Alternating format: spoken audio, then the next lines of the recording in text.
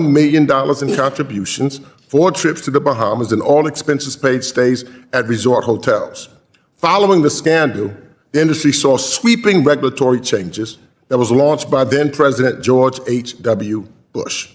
Now, Mr. Secretary, I'm sure you can agree conflicts of interest and improper influence by U.S. elected officials over bank regulators weaken supervisory independence and ultimately impose massive losses on consumers and taxpayers. I think that we can all agree upon that. And as we know, the basic lessons from the post-Keating reforms still applies today when the Office of the Comptroller of Currency, the OCC, is deciding to get a bank charter. I think we can stimulate that.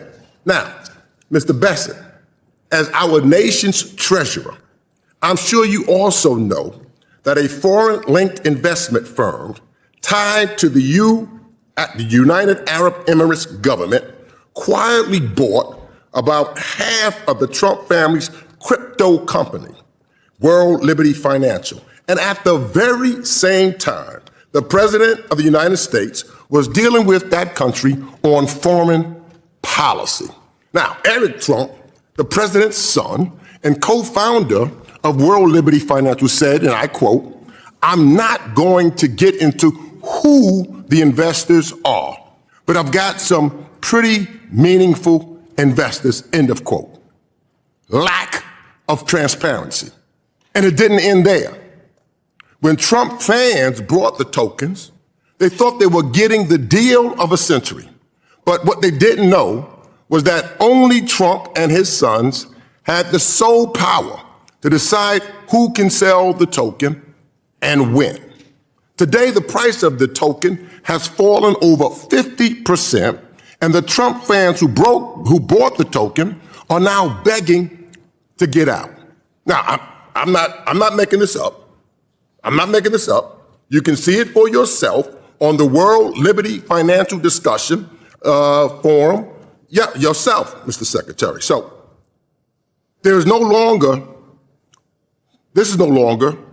just about a shady crypto deal or a possible gift when a foreign-linked investor is putting hundreds of millions of dollars into a company controlled by the president's family, and at the same time, this president is conducting foreign policy with that country.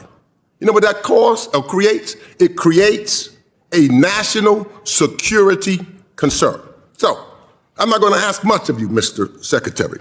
I just want to know whether you will commit today to pause and heighten the scrutiny of any bank charter or licensing application at the OCC connected to the World Liberty Financial until all of these conflicts of interest and foreign influence reviews are completed and shared with the United States Congress.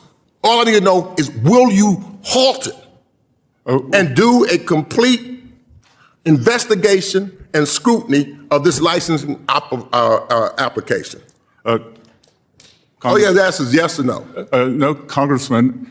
All you have to ask is yes OCC or no. is an independent entity, and I would know, Congressman, I take that as a no.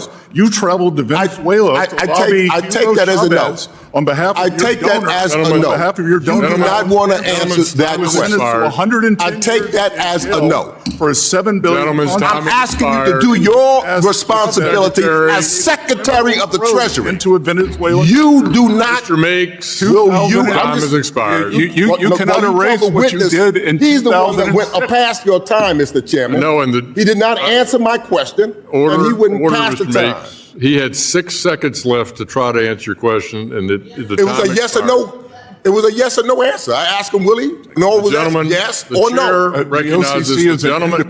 Stop covering for the president. Stop being his flunky. Okay. Yeah, and Gentlemen. He's talking to me. I'm responding your back to him. 2006 trip to Venezuela. Stop covering for the president. Don't be a fucking work for the American Secretary, people. Mr. Meeks, trip to Venezuela. Work for the American people. And maybe Don't be a cover-up for a mob. Maybe you're going to see your friend Nicholas Maduro Gentleman in Brooklyn is not prison. recognized. Mr. Bessent, please. I recognize the gentleman from Texas, Mr. Sessions. The hearing took an unexpected turn when the questioning shifted away from inflation and government spending and into a completely different controversy, one that reached back more than 3 decades. A lawmaker opened by asking Treasury Secretary Scott Bessent whether he remembered the Keating Five scandal, one of the most infamous ethics controversies in Senate history. Before Bessent could elaborate, the congressman reminded viewers why that case still matters today, arguing that it exposed the dangers of political influence over financial regulators and ultimately led to major reforms. But this wasn't just a history lesson. The congressman quickly connected that decades-old scandal to today's political landscape, turning his attention to the Trump family's cryptocurrency venture, World Liberty Financial.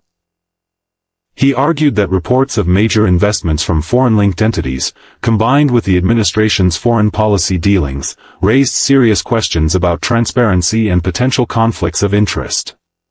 His focus wasn't simply on cryptocurrency. He said the real issue was whether financial regulators could remain truly independent whenever businesses tied to powerful political figures were involved. He then posed what he described as a simple yes or no question. Would Treasury Secretary Scott Bessent support pausing or increasing scrutiny of any banking or licensing applications connected to World Liberty Financial until Congress had the opportunity to review potential conflicts? Bessent didn't answer with a simple yes or no. Instead, he explained that the Office of the Comptroller of the Currency is an independent regulator and that those decisions were not his to make. That answer immediately intensified the exchange. The congressman responded by saying, "I'll take that as a no," accusing the administration of refusing to confront difficult questions involving